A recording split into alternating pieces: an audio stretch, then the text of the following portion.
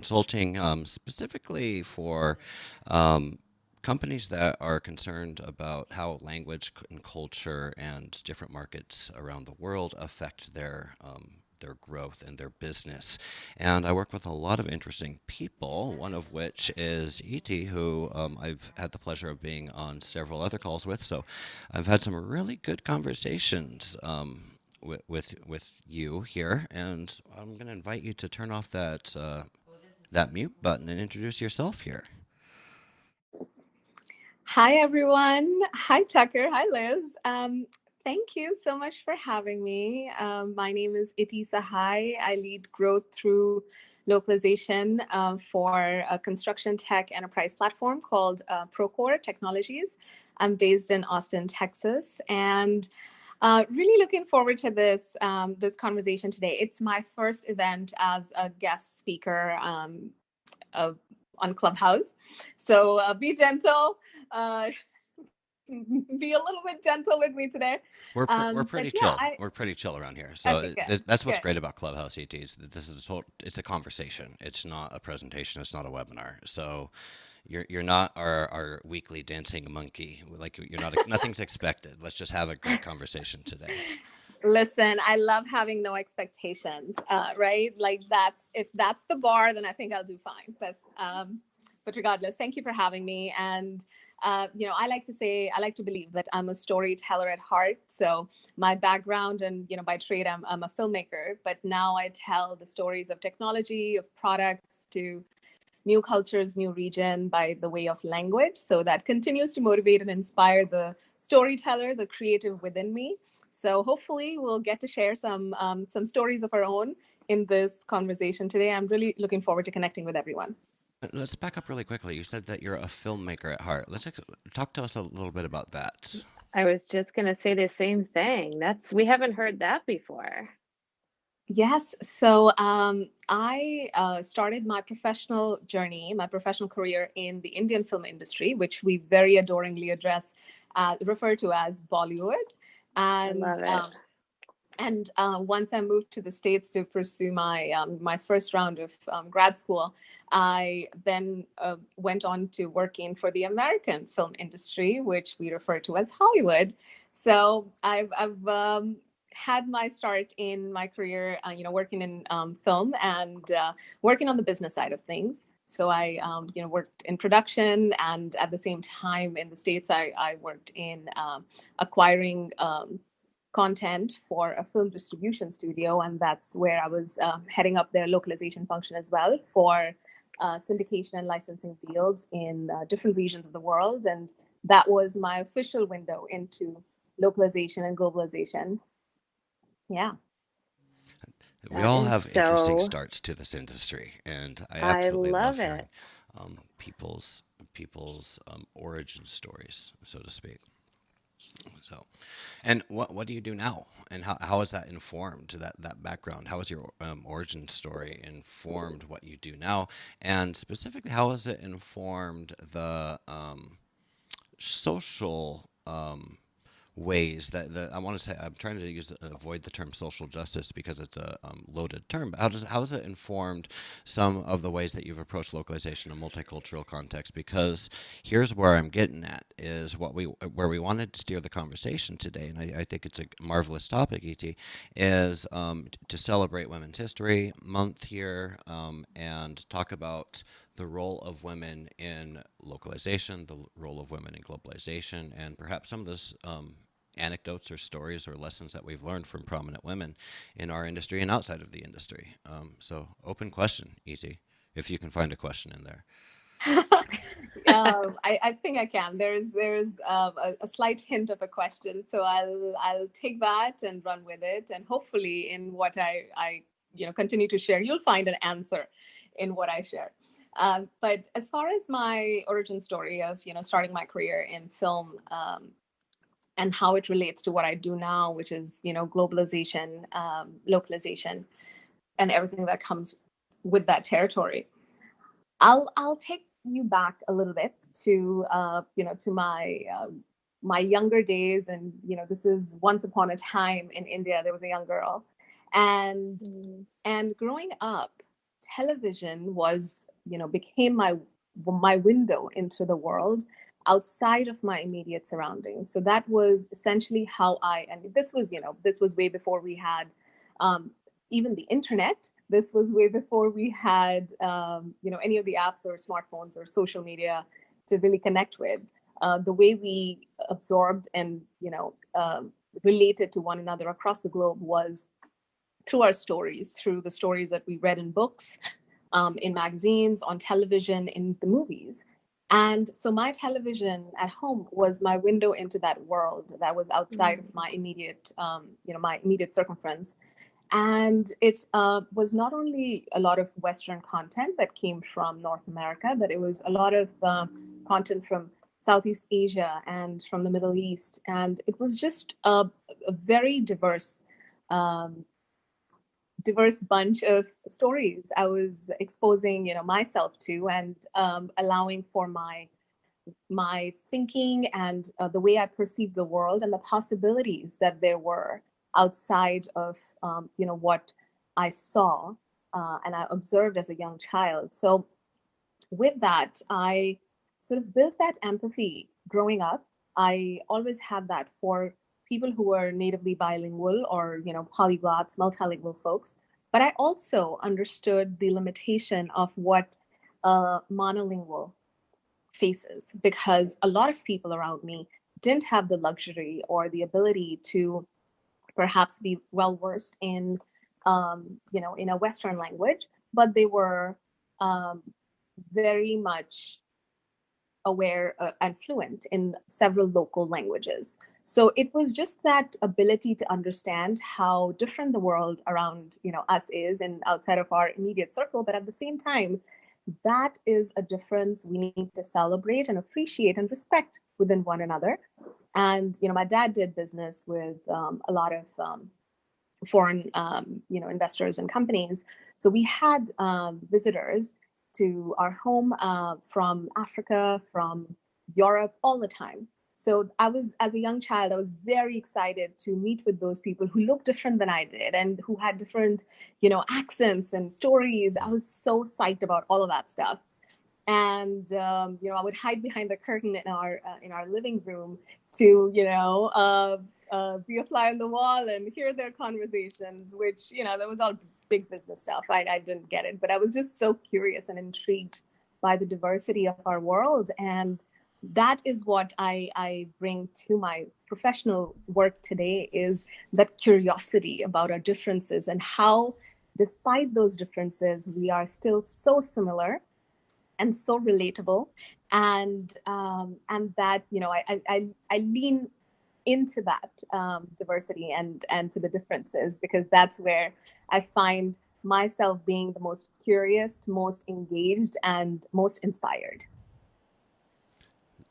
Excellent answer. Thank you so much. And I have so many questions for you, but I'd also just like to take a moment to invite people on up to the stage if you like. We are a very inclusive group here. Anybody will let any riffraff up to the stage, so come on up if you have a question or if you have a story to tell. I see that that Alyssa has raised her hand, so I'm going to bring Alyssa, who Yeah, is I was trying to Tucker's bring her up. coworker, up to the stage. Oh, wow. Hey, Hey, hi, guys. Alyssa. Can you hear me? We can. Yeah. Hey, Alyssa, how are you? Oh, nice. Good. So my question was actually, is there a 10-year-old somewhere that can help me figure out how to use this app? And we were first starting, so because this is my first session on here, and I was playing around with the buttons, trying to figure out if there was a video or a microphone I was supposed to turn on. But You're doing hey, brave great. new world. We're Hey, all in well, it together. welcome up here. Do you have any questions for us or for our special guest today? Well, I know Iti pretty well. I mean, she's been kind of like the influencer extraordinaire. I have to say, I'm always impressed by how many appearances you managed to make, Iti. So maybe my question would be, how do you have time Especially to work? for very exclusive venues like this one that Liz and I host. We don't, yeah, exactly. It's quite the honor to come on and be a guest here in this room. Yeah, for sure. But Iti, how do you balance, just the sheer amount of contributions you've been making to industry events. And I know you've been involved in a lot of initiatives with LocWorld and everything with just getting your day-to-day activities done. I mean, it's really quite impressive. Thank you, Alyssa, for the question. I would say the couple of things that work for me is the fact that I love plants, but all the plants and succulents in my condo are silk and high quality fake. So I don't have anyone. I still managed to kill those ones, Edie. Just so you know. I am a plant person, so we might have to talk offline about this. But I just don't have a green thumb to, sustain the life of anyone or anything around me. So I'm fortunate in that sense that my plants are very independent. And but jokes aside, how I manage to do so, I love connecting with people. I love people. I love having a genuine, authentic human connection.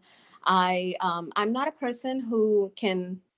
And Tucker can probably speak to that. I can't fill up space with words without being intentional about it. That's not my my skill. I am very intentional about my connections and who I spend my time with, because that is a finite resource all of us have in our time on Earth. So I take that seriously. And I love the localization community. It is where I feel most welcome, included. And from the first moment, I recall sharing it with someone earlier, is the first time I entered a room of localizers. I distinctly remember that feeling. And each time I recall it, it gives me chills. It's because I felt so welcome in that room, because everyone was curious, but they were very kind. They were curious about how we were different than one another, but they were very kind about those differences, and they almost celebrated the way we thought differently, but we could still coexist and find that appreciation for that. So how I find time, to your question, is I don't have a life outside of work. My calendar is full on the weekends based on all the projects I'm researching, working on, presenting at. So yeah, I am a nerd, and that's how and I'm a proud nerd. Hey man, Own no it. shame in my game. I love yeah. it. I love your honesty. Celebrate nerds here. Sorry, I'm just always looking for an excuse to use that button. Yes. Oh my God, sound effect buttons. That's insane. Oh yeah, we do it up here. This is fun. That is awesome, and I have so much respect. I have to say, just to chime in, that my experience within the localization industry it's the same, and it seems that, and I know Tucker can speak to this as well, but Clubhouse has given us this new opportunity to just even connect even further and kind of take down those walls that we have. And normally there's no video involved, so it's like we're all just talking, and everybody is so inclusive and so warm and welcoming and genuinely interested in what we all have to say. So I don't know how long you've been on Clubhouse, Iti, but it has been, the localization community on here has been really quite something and growing every day. So the irony is, Liz, I have almost a second master's in marketing when I went to business school at UCLA. I specialized in social media marketing, but I absolutely detest and despise any of the social media platforms. I'm not a person, as I said, like if it's inauthentic, I just can't do it. That's not just who I am. That goes against the grain of, me as a person. So I just feel like it's another thing to monitor and manage. I am not on any other social platform aside from LinkedIn, where I'm active on, but I dragged my feet to join Clubhouse, not gonna lie, but once I observed that, there was, as you said, a lot of engagement from the community and our community leaders sort of leaning into this platform. I had to give it a go. So I think here we are. this is a great spot for you, honestly, as a storyteller. You know, it's different than the traditional social media platforms, I would say. Yeah. Yeah. Yeah, I can relate to that too. When Tucker sent out an invite for Clubhouse, I was like, oh, great. I was just thinking that what the world really needs is another social media platform. It's a time suck. It's a time suck. Let's go. Edie, you mentioned coming from where you grew up to here and a great metaphor, the differences between Bollywood and Hollywood. I would like to ask you, what are the main differences? Because you grew up in a very multicultural household, so multiculturalism was nothing new to you. But how does multiculturalism, how does the definition of multiculturalism that lives in the zeitgeist, how does the definition of inclusivity and diversity, how does that change between a place like India and a place like America, for example? That's a good one. I would say between Bollywood or the Indian film industry and what I observed here in the film industry, the challenges are same but different. You know what I mean? Like they are very similar in terms of you as a woman trying to enter into a heavily male not dominate. I don't prefer to use that term, but male populated industry, and so it's hard to, you have to work twice as hard to get half as much of the recognition or the work. But at the same time, you need to, like any other business, you have to create your champions, your advocates, find the people you enjoy working with, find the people who you are the best version of yourself around, and collaborate with them and build those doors for yourself when it comes to opportunity, while continuing to be true and authentic to yourself. So as far as multiculturalism is in India, it's a lot of local diversity. It's a lot of local people specific to the region in India, and their diversity that they bring to a project or to that industry as film per se.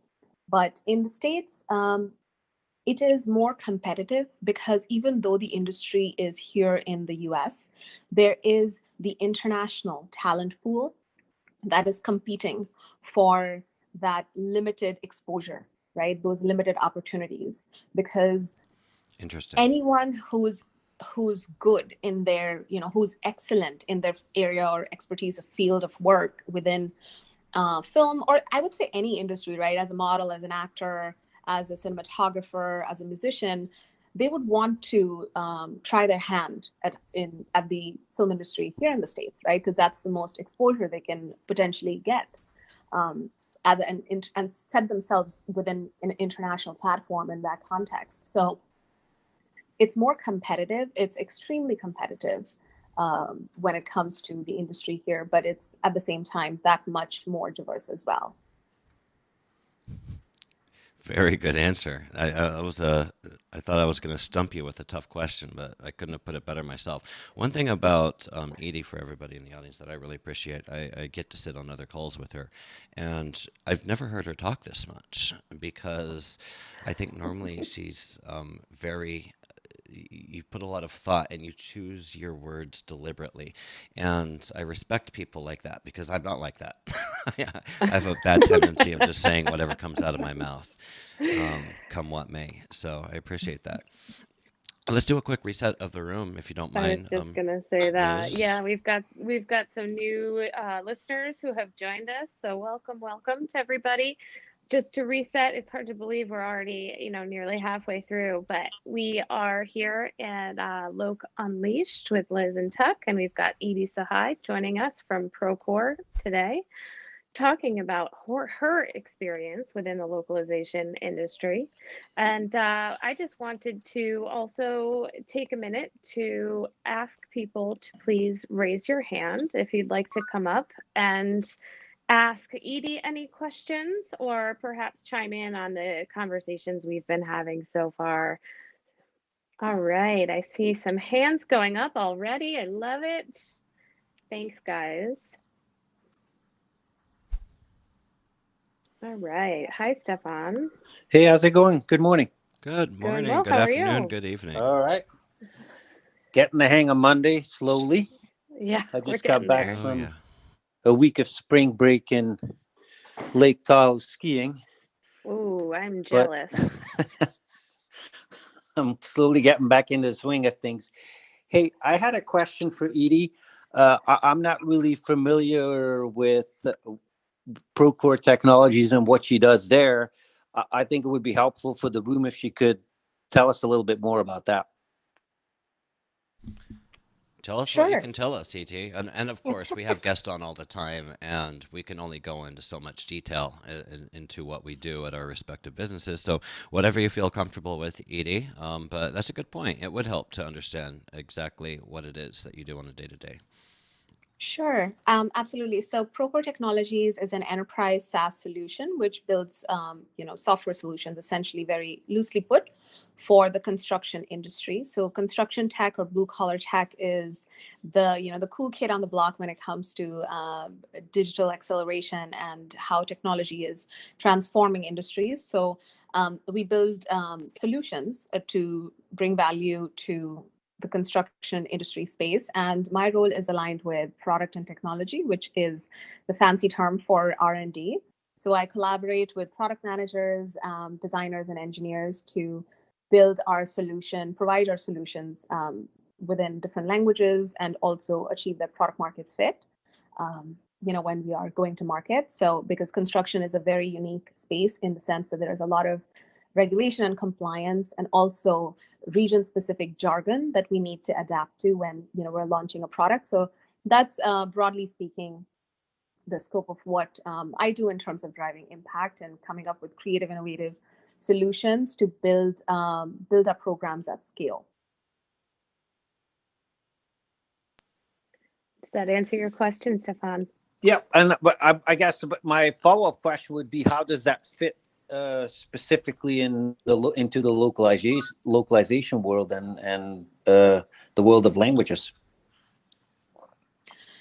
Right. So when we are looking at going to market in a net new region with our product, which is developed essentially in the North American region with English as our source, English US as a source. Building that platform capability so that we can adapt our product, but also launch in new languages. What I do, what my team does. So to your question of how it relates to localization, is that how, so that our product can be available in different regions and different languages that we plan to go to market with, and also to eventually deliver the value and the delight in product to our end users in region. Thank you. Thank you very much. Excellent. Who else we got up here? We Thank have you, Stefan. Catherine, who's come up. What you got for us? Hello. Good morning, or good afternoon, I should say. I've lost track of time. I just want to say congratulations, Iti, on being on making the shortlist of Language Industry Person of the Year for the Think Global Awards this year. That's awesome. Yeah. Well deserved, and I'm rooting for you. So, oh gosh. And I guess my question is, now that you are famous, is there any chance that I'll still get you on my podcast at some point? Catherine, I'm going to stop letting you up on stage. You just come up here and ask all of our guests if they want to be your guests. That's why Catherine is promoting us today. I'm writing to the Clubhouse founder saying, when are you going to offer a block button? No, I'm just kidding. Oh boy. Well, I can't help it. You know me. To be fair, hi Catherine. So great to see you here and to connect with you on Clubhouse. To be fair, Catherine and I have been planning a collaboration for her podcast for a while now, and there, just with a lot of things going on, I want to be fully present for that conversation. And Catherine has been Tucker and Liz. Catherine has actually had dibs on my time for a while. And I just want to be fully present for that conversation because I know it's going to be a good one. Catherine is an excellent interviewer, and I am so appreciative of the work and the influence she has on our industry and, you know, on our community, how she's such an incredible connector. And later this week, Catherine is in fact coming on a panel in Texas that my team and I here are hosting as, you know, the more influential thought leaders within the localization space. So I forgot your question, Catherine. Well, it wasn't really quite. Honestly, Iti, I didn't mean to put you on the spot. I apologize. No, mostly I just wanted to congratulate you on being on that shortlist for language industry person of the year. That's really what I came here to say. Thank and you. I do look forward, and the panel that you were just mentioning, that's organized by Women in Localization, the Texas chapter. So yes, anyone who is available that day, it's on the 26th, so Friday. There's a lot going on that day. There's my Clubhouse event as well. So gosh, you know, it's just back-to-back events now. We've also got Gala this week. So busy. But yeah, it's all good. It's all good. Yeah. And, you know, I just wanted to add that in our little space here on Clubhouse, the localization community, we all support each other and we're, you know, totally joking around. But as you saw, Catherine promoted our event today and we tried to do the same for her and everybody else. So we're a big family here. We are. I like to think of myself as a cheerleader. I love it. I love it. Yes. Anyway, I'll go back to the audience now. All right. Bye, you can stay up here. Bye. Stay up here if you like, Catherine. Unless you're Okay, driving. I'll stay up, something. but I will up to listen you. more than talk. Okay. I see we have Camisia who's joined us. Hi. Hello. Camisia, welcome. How are you? Thanks. I'm doing well. Thanks for having me up on stage. I feel kind of silly, but just funny as you were mentioning the Women in Localization event, because that's actually how I first learned of ET. I went to this really amazing mentorship event that the Austin chapter of Women in Localization organized at the end of last year. And I mean, when she says she cares about authentic experiences like that, I don't know. I'd have to, you know, second that completely because it really blew my mind as an event as far as the depth of both self-knowing and also like community making vis-a-vis like, you know, the deeper experience that I've like, and it was really rare for what I have seen in terms of like professional networking events. So I don't know, just as that came up, I wanted to mention that. What do you think that was, Camisia? What made it special? Oh, well, the whole conception and structure.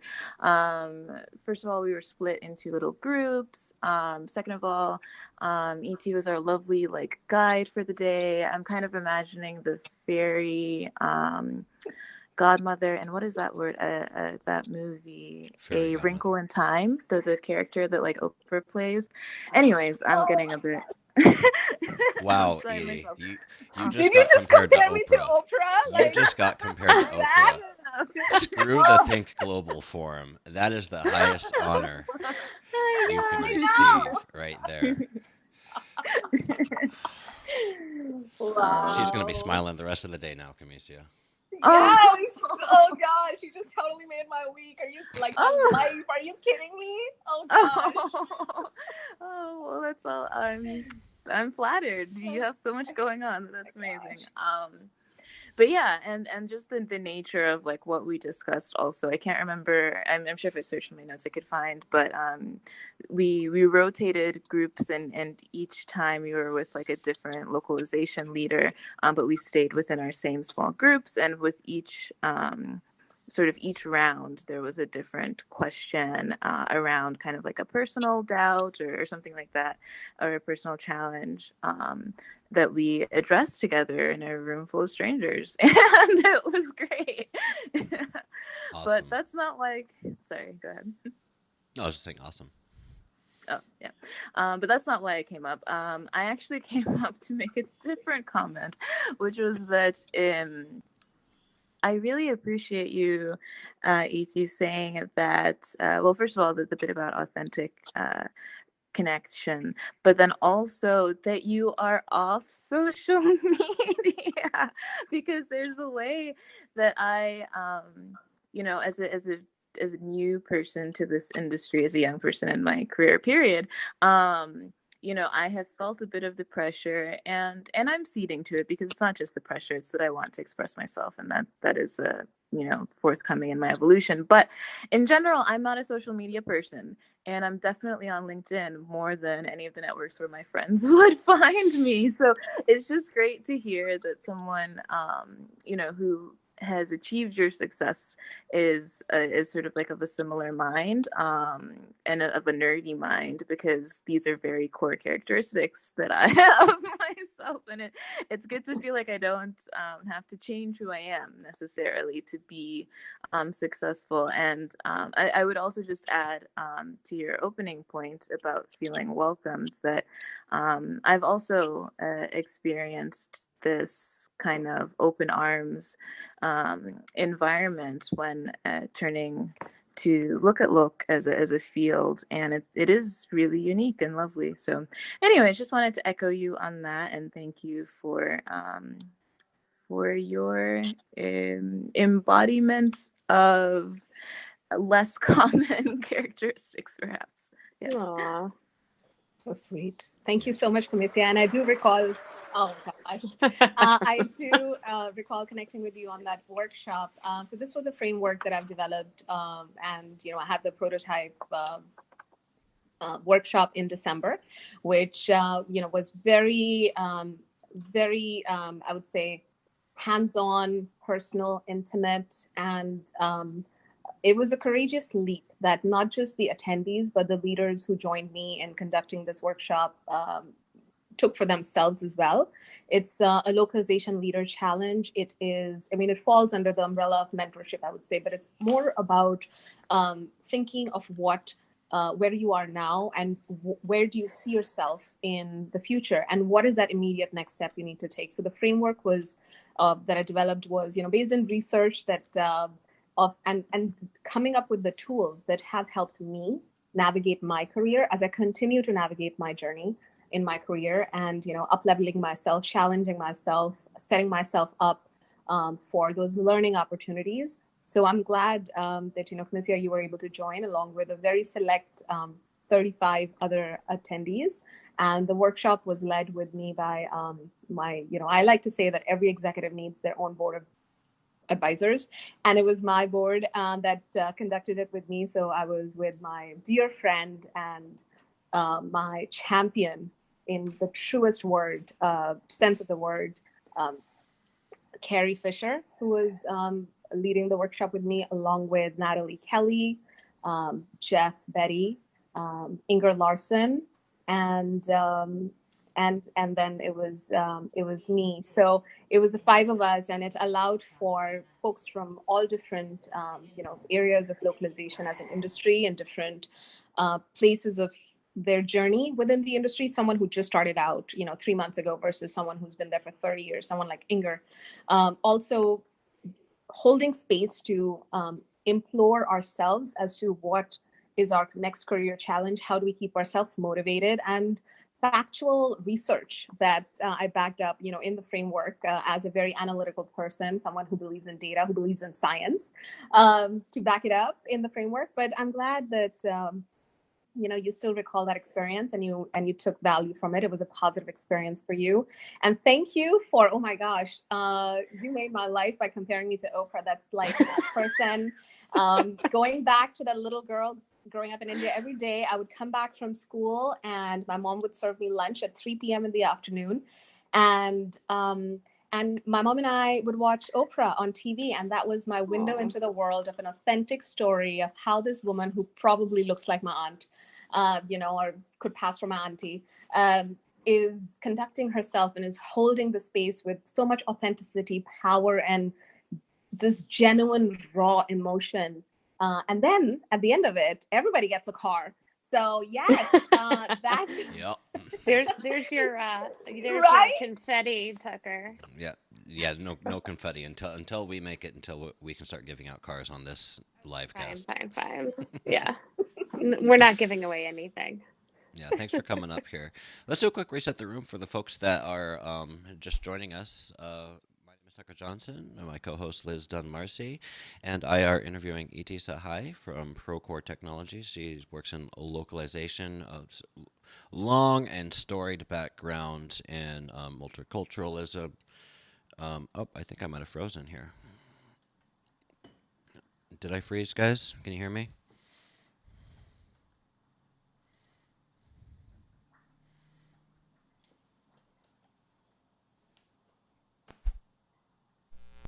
There we go. We're working on getting you back up, Liz.